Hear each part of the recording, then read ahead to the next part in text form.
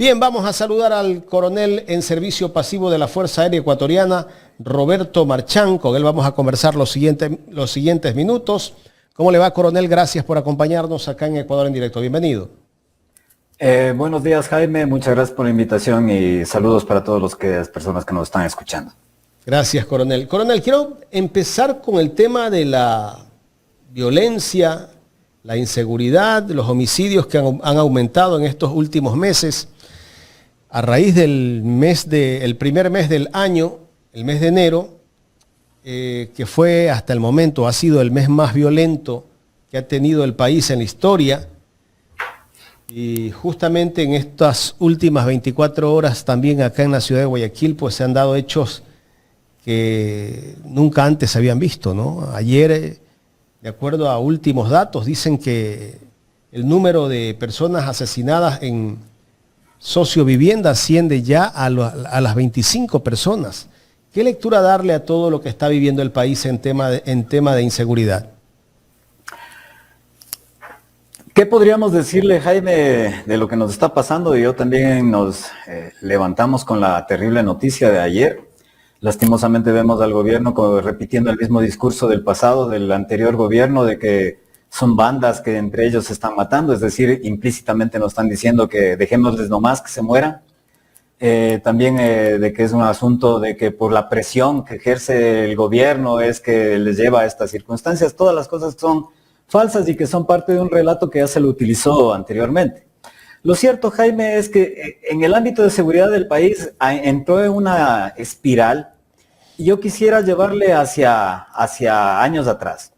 Recuerde usted que cuando se firmó la paz en Colombia, Colombia de alguna manera servía de el conflicto colombiano y las FARC que estaban estacionadas básicamente en la frontera norte de nuestro país, servían de una especie de escudo para que la droga no circulara hasta acá. Y cuando se iba a firmar la paz en Colombia y se sabía que se iban a desmovilizar las FARC, nosotros sabíamos que era muy posible, muy probable, no de que desaparezca el tráfico y el cultivo y tráfico de la hoja de coca, sino que más bien se incremente y que alguien ocupe ese espacio que las FARC dejaban de ocupar. Lastimosamente nunca se hicieron las inversiones en estos últimos gobiernos que requerían para que las Fuerzas Armadas de alguna manera se puedan blindar en la frontera norte y podamos evitar que pase lo que ya empezó a pasar. Es decir, y obviamente también del lado colombiano nunca hubo una ocupación territorial del gobierno colombiano para ocupar esos territorios y hacer una presencia fuerte dentro de ese sector. Y esto nos condujo a que la cantidad de hoja de coca que se cultiva en Colombia supera año a año los récords. Y nosotros tenemos un problema aquí en el país que para nosotros no es un problema, pero en la realidad se convierte en una facilidad, que tenemos 3 puertos al menos que sirven para exportaciones hacia todo el mundo. El puerto de Esmeraldas, puerto de Manta, Guayaquil e incluso Puerto Bolívar. Serían 4 puertos y el de Pozolca, 5 puertos. Colombia tiene solo el puerto de Tumaco en el norte. Entonces era lógico que iba a empezar a bajar esa droga hacia nuestros puertos para salir en exportaciones, de acuerdo a la geopolítica de las drogas, también hacia los mercados ya no solo norteamericanos, sino europeos. Entonces, si es que hubiésemos tenido gobiernos que tenían una perspectiva estratégica y veían las cosas, debíamos haber tomado precauciones en eso. Pero ¿qué es lo que se dio? A partir del 2017, lo que vino a hacer los gobiernos es a destruir la institucionalidad que se había logrado. Es decir, bajo el pretexto de que había que reducir el tamaño gigante del Estado, que ni sé qué, que ni sé cuánto, bajo ese discurso, ese relato, eliminaron ministerios, el del Ministerio Coordinador de Seguridad, eliminaron el Ministerio de Justicia, eliminaron a una serie de instituciones que se encargaban precisamente de la coordinación de los ámbitos de seguridad. Y sobre todo empezó a declinar la inversión en seguridad. Desde esa época prácticamente no se ha podido recuperar la inversión en seguridad. El general Luis Altamirano, creo que en su mismo programa, Jaime, él explicaba con claridad que en los años precedentes, desde el 2008 al 2017, la inversión, por ejemplo, en Fuerzas Armadas, la inversión, no sueldos y salarios, sino inversión, superaba los $200 millones en promedio. En el 2018 cayó a 70 millones y de ahí casi no se ha recuperado. ¿Qué quiere decir esto? De que no hay inversión en Fuerzas Armadas, no hay inversión en la Policía Nacional y más bien se destruyó la institucionalidad. Entonces, hemos creado el caldo de cultivo con estos gobiernos que tienen una visión oligárquica, diría yo, de la realidad nacional.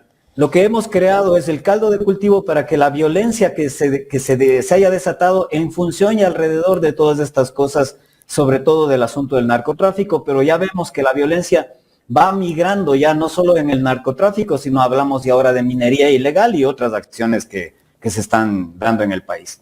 Entonces estamos en un proceso de pérdida de las capacidades del Estado y vamos a perder el país si es que seguimos en esa corriente en la que nos han metido los últimos gobiernos, Jaime. Porque mire, cuando uno estudia los países que tienen problemas de violencia, los problemas pueden ser multicausales, pueden tener varias causas, pero hay 3 causas que son fundamentales y que siempre están inmiscuidas en los hechos de violencia en un país. Esas causas son, primero, la desigualdad social. Y nosotros no hemos hecho nada a partir del 2017 por disminuir la desigualdad social, que implica inversión en educación, implica inversión en salud, implica en dar oportunidades a la gente, implica becas. Todo eso ha disminuido, es decir, ha aumentado la desigualdad social. El segundo factor que siempre encontramos, ¿cuál es? Falta de empleo.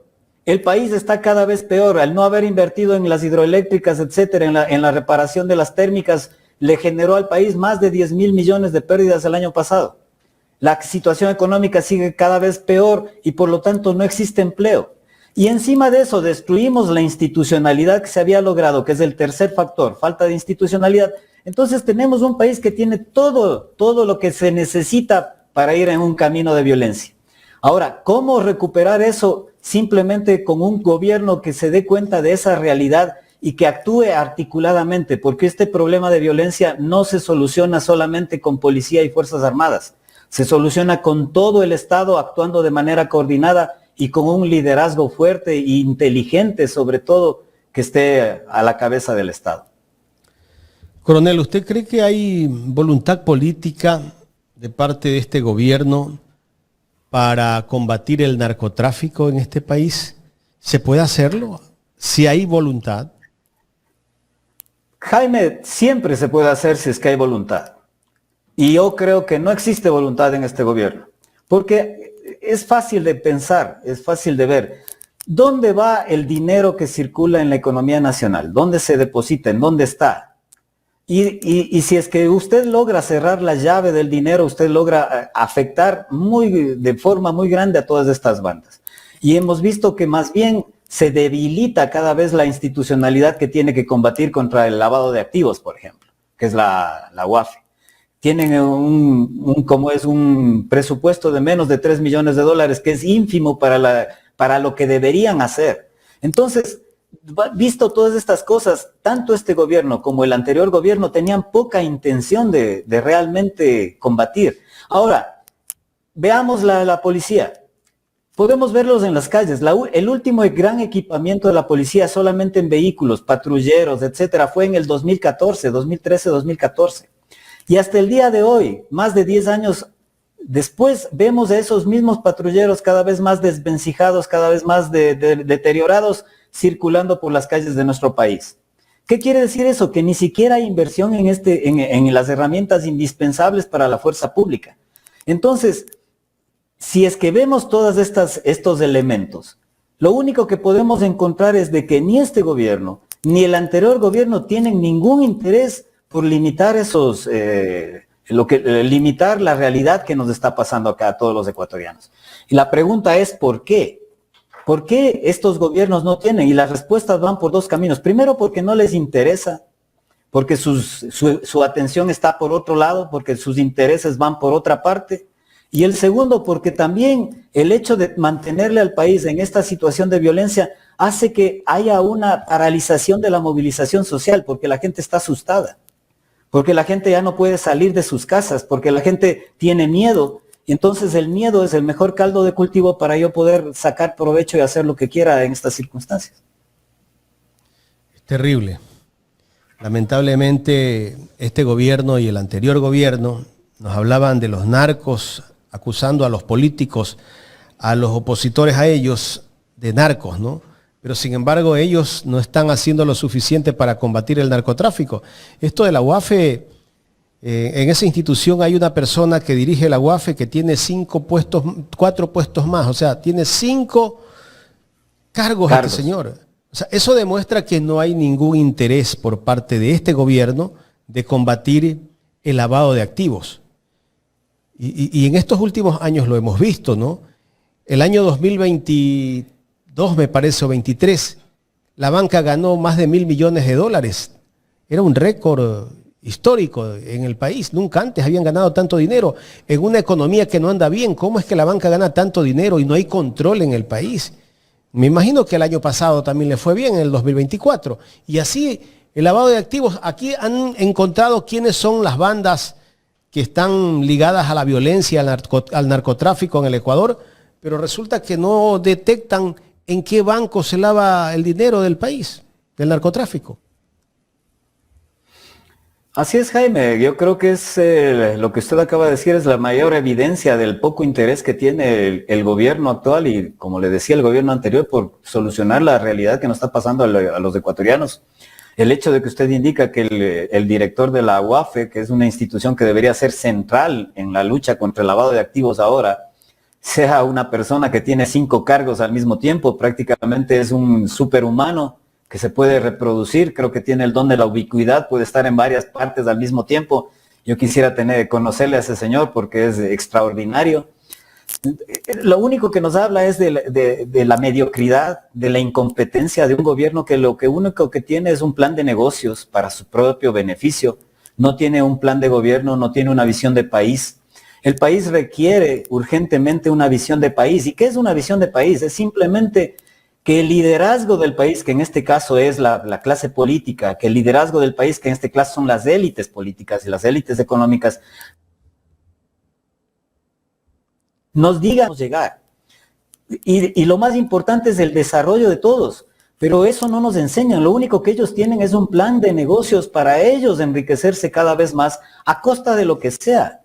Incluso ahora estamos entrando en una realidad geopolítica, Jaime, que algún día sería interesante también conversar, mundial, que está haciendo que el mundo esté cambiando. El mundo está cambiando radicalmente y a pasos acelerados. Y nosotros estamos involucrados en nuestra pequeña realidad y no nos damos cuenta que esos cambios radicales que están dándose en el mundo también nos van a llegar y también tienen la posibilidad de arrasar nuestra realidad, de transformar nuestra realidad. ¿Cómo se está adaptando el Ecuador? ¿Qué visión de futuro tiene el Ecuador? ¿Qué visión geopolítica tiene el Ecuador para inmiscuirse en estas nuevas realidades donde ya estamos dejando paso a un gran hegemón mundial que era Estados Unidos y probablemente entramos a un mundo multipolar o tripolar o bipolar? Con China, con la emergencia de China, con la misma emergencia de Rusia. ¿Dónde vamos a estar nosotros? Y lo único que vemos día a día es un entreguismo sin fin de nuestras élites, que yo les llamo élites cipayas, recordando a los cipayos del pasado, que no eran más que connacionales que luchaban a favor de los colonizadores del pasado, que lo único que les interesa, como le digo, es negocios personales y no tienen una visión de país. Nosotros necesitamos liderazgo que nos diga hacia dónde va el país y que nos ilusione a todos los ciudadanos para que todos aportemos y empujemos hacia esa visión de futuro. Pero el país actualmente no tiene una visión de futuro, no tiene nada, absolutamente nada. Se perdió esa visión de futuro que de alguna manera de Rafael Correa, que había un proyecto de país con errores, con problemas, con dificultades, como siempre, pero había una visión de país. Uh-huh. Coronel, entremos al tema de la compra de los chalecos para las Fuerzas Armadas. ¿Cómo es que las Fuerzas Armadas compra chalecos a una empresa que había sido declarada incumplida ya por la Policía Nacional? ¿Qué lectura darle a todo esto que estamos viviendo? Bueno, aquí en estos últimos meses vemos que un escándalo tapa otro escándalo. El tema de los chalecos salió la semana pasada y resulta que viene el campo Sacha como que fue tapando ese escándalo, que hay que seguirlo debatiendo todavía. Así es, Jaime. A veces parece que abrir los ojos en el país es para asustarse. A veces ya uno tiene miedo de prender la televisión o la radio porque ya no sabe qué es lo que pasó mientras uno estaba dormido. Lastimosamente a eso hemos llegado y lo que usted me dice, Jaime, ¿qué le diré? Yo creo que lo que ha salido a la luz, lo que el general Altamirano también le decía en su programa, y lo que también sus colegas de la Posta han sacado a la luz, nos deja claro de que lo que yo le estoy diciendo, de que muchas de estas personas que están en este gobierno no llegan con un proyecto de país, sino llegan con un plan de negocios personal para enriquecerse a sí mismos y para lograr obtener recursos. Ahí hay una serie de irregularidades. Entre esas, el tema de la que es una empresa que ya fue calificada como proveedor incumplido del Estado por la Policía Nacional. Al parecer, según la documentación que ha salido a la luz, el mismo Comando Conjunto le alerta días antes de la firma del contrato al ministro de Defensa y por obra y gracia del Espíritu Santo, justo cuando ya se iba a firmar el contrato, desaparece la mención a que era un contratista incumplido del CERCOP. Algo absolutamente raro que hay que investigar, es decir, que hay complicidades no solamente en el Ministerio de Defensa, sino que hay complicidades en otras áreas del Estado. El problema de que quienes han manejado y quienes manejaron el proceso aparentemente son asesores externos del ministro de Defensa que manejaron el proceso contractual. O sea, una serie de irregularidades que lo único que nos hace prever es que detrás de eso hay terribles actos de corrupción, muy probablemente. Y que las mismas Fuerzas Armadas deberían estar absolutamente presionando para que se esclarezca esta situación, porque lo que están jugándose también es las vidas de su gente, de lo más importante que tiene la institución militar, que es su gente. Entonces no podemos quedarnos callados en estas circunstancias y lastimosamente también es terrible ver que en vez de generar tanto la institución militar como el mismo Ministerio de Defensa de salir a decir que por lo menos se va a aclarar las cosas, de que van a buscar y van a llamar a la Contraloría, a quien sea, para que se aclaren las cosas, simplemente salen a tratar de defender a ultranza al proveedor, como que fueran más empleados del proveedor. El ministro de Defensa no es empleado del proveedor, por Dios, el ministro de Defensa es empleado del Estado, del país, y debe precautelar los intereses del país, los intereses de las Fuerzas Armadas, no precautelar los intereses del proveedor. Es lo más ridículo que hemos podido ver. Coronel, muy buenos días. Le saluda Mónica Luzárraga. Y es que eso es lo que me preocupa, a lo mejor en la última intervención que usted ha hecho, porque dejando de lado el tema de la corrupción, que evidentemente lo tiene que establecer en su momento el proceso Fiscalía, el proceso de control a través de Fiscalía, a través de Contraloría, ya con respecto a las especificaciones técnicas, es decir, a la calidad del equipo, sabiendo o entendiendo que hoy en día el crimen organizado no se enfrenta pues con una pistola 9 milímetros, sino con fusiles de alto calibre. Es eso lo que realmente, no es que no nos preocupe la corrupción, pero luego, más allá de la corrupción, también está en duda la calidad de los equipos que han sido entregados a las Fuerzas Armadas. Es que, saludos Mónica en primer lugar, y es que lo que usted me dice es precisamente eso, es corrupción. O sea, la corrupción no es solamente hacer un proceso de contractual irregular, por decirlo menos, donde probablemente hay cosas muy obscuras. La corrupción también está en haber recibido equipamiento sin las garantías suficientes de que lo que se está recibiendo cumple con las especificaciones técnicas, para que la gente sepa más o menos.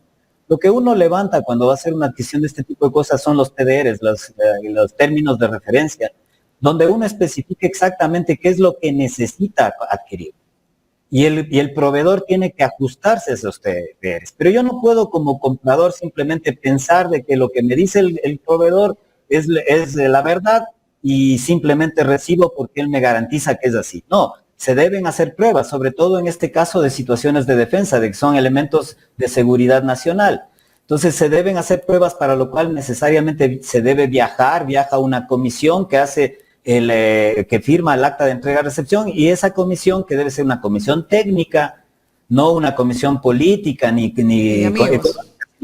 sino una comisión técnica hace una revisión de cada uno de los parámetros para verificar si es que lo que yo estoy trayendo, lo que me están entregando, se ajusta a los términos que se establecieron en el contrato. Y ese es un trabajo técnico. Aparentemente, en este caso, hay también en ese asunto muchas cosas que dejan en dudas. Aparentemente, de las 3 personas que nominó las Fuerzas Armadas para que viajen a hacer la entrega-recepción del equipamiento, solo viajó uno de ellos, y uno de ellos fue el ayudante de órdenes del ministro de Defensa, es decir, su ayudante personal, que si bien es miembro del ejército, pero no deja de estar, no es un técnico para hacer las análisis de lo que se estaba buscando o de lo que se estaba adquiriendo, sino que es una persona que está haciendo un trabajo administrativo. ¿Por qué viajó él? Aparentemente no viajaron los otros 2 que debían haber viajado.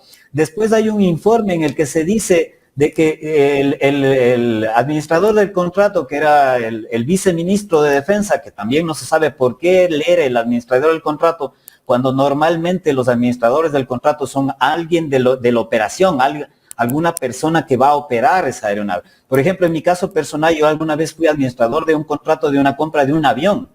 Es decir, yo como era oficial de la Fuerza Aérea, piloto de la Fuerza Aérea, yo fui el administrador de un contrato de la compra de un avión. Con O sea, conocimiento. yo fui a ver el avión porque tengo el conocimiento y fui con un equipo técnico a verificar que todo el avión esté en condiciones óptimas para hacer la recepción. Entonces, resulta que ahora el administrador del contrato es el viceministro de Defensa o una persona del Ministerio de Defensa, algo que es irregular.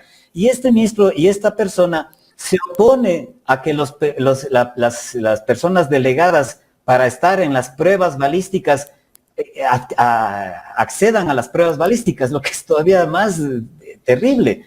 Entonces, lo mínimo que se puede hacer, lo mínimo que debería haber hecho el Ministerio de Defensa y lo mínimo que debería hacer el Comando Conjunto de las Fuerzas Armadas es pedir una investigación a profundidad sobre este tema. No pueden quedar las cosas así en el aire.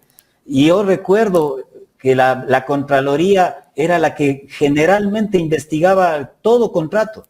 En este mismo contrato que yo le decía de la adquisición del avión, la Contraloría, pocos días después de eso, nos llegó donde nosotros e hizo un análisis integral de todo lo que habíamos hecho y estuvimos a punto de tener problemas porque el avión vino un día después de lo que estaba firmado el contrato y vino por otras circunstancias de clima.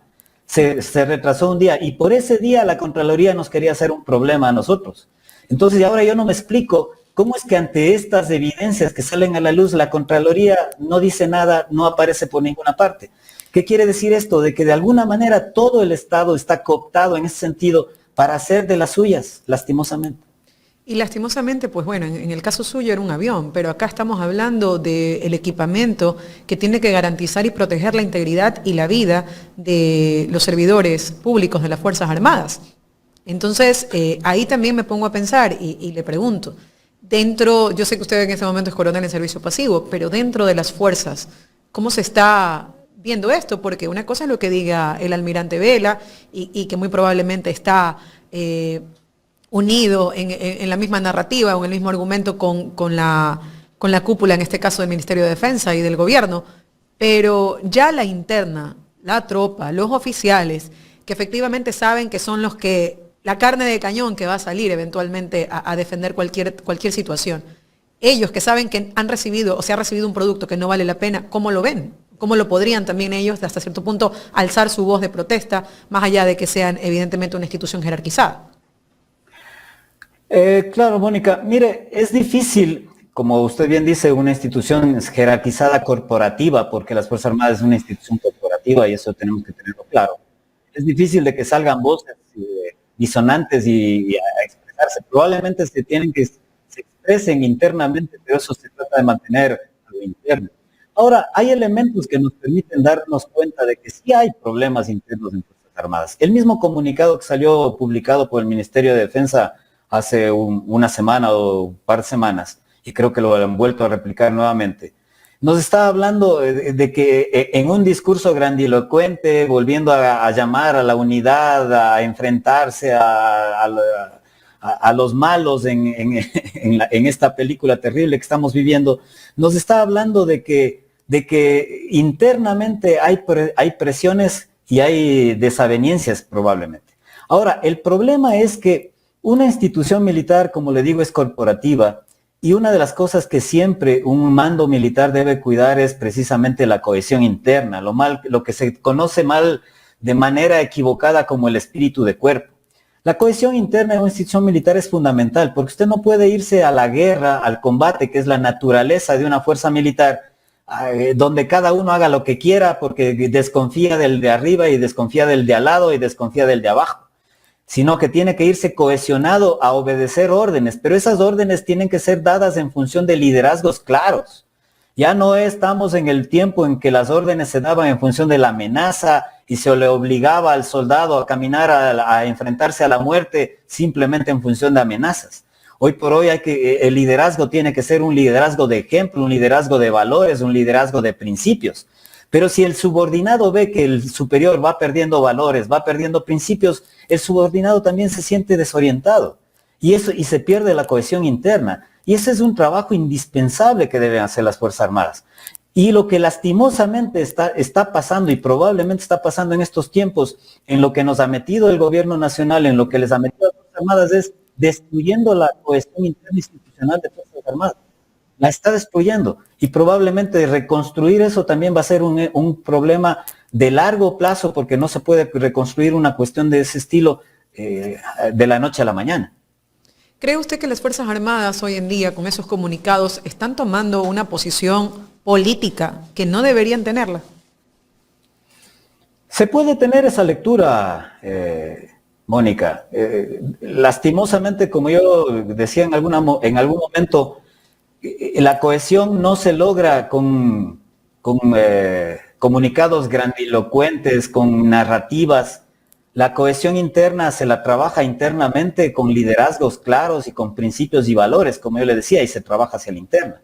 El hecho de que hayan publicado esa cuestión nos habla o de que no entienden cómo se maneja el asunto de la cohesión interna y creen que poniendo comunicados grandilocuentes van a lograr que la gente se una internamente, o en su defecto también se puede considerar y se puede, lo que usted me acaba de decir, pensar de que lo que están haciendo es teniendo un posicionamiento de carácter político, que es una de las cosas también más terribles que le puede pasar a una institución militar. La institución militar no está para servirse ni es instrumento de ningún gobierno, ni de ninguna postura política. La institución militar es un instrumento del Estado y tiene que tener una visión de Estado. Lastimosamente, en la realidad que estamos viviendo, todo se va desdibujando.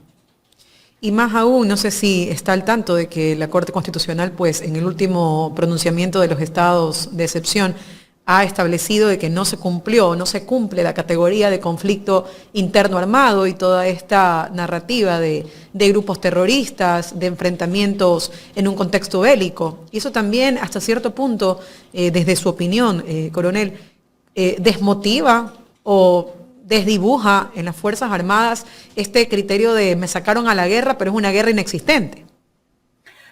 Por supuesto, Mónica, yo ya creo que aquí en este mismo espacio había dicho de que de esta narrativa del gobierno de que estamos en un conflicto armado interno es una narrativa totalmente falsa y que lo único que busca es dar un golpe de efecto, una narrativa que le permita mantener a la población con cierta esperanza de que algo va a cambiar.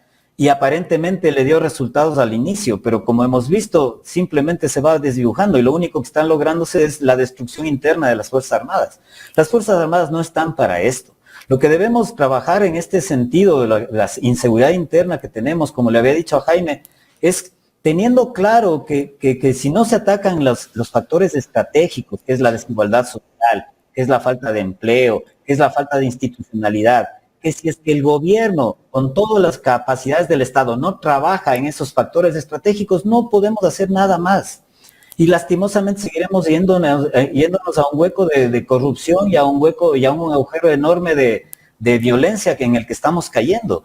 Y eso es lo necesario. O sea, necesitamos un gobierno que tenga claridad y que tenga la certeza de que el trabajo para enfrentar la violencia no es un trabajo policial meramente, no es un trabajo militar meramente, es un trabajo de todo el Estado en su conjunto para mejorar las condiciones de vida de la gente. Muchísimas gracias al coronel en servicio pasivo, Roberto Marchán, quien nos ha acompañado en esta mañana acá en Los Especialistas, y a quien agradecemos por coronel. su presencia y también por la lucidez que siempre comparten este programa. Muchas gracias, Jaime, Mónica, y gracias a todos ustedes. El coronel Roberto Marchán conversando con nosotros en esta mañana aquí en Los Especialistas de Ecuador en Directo.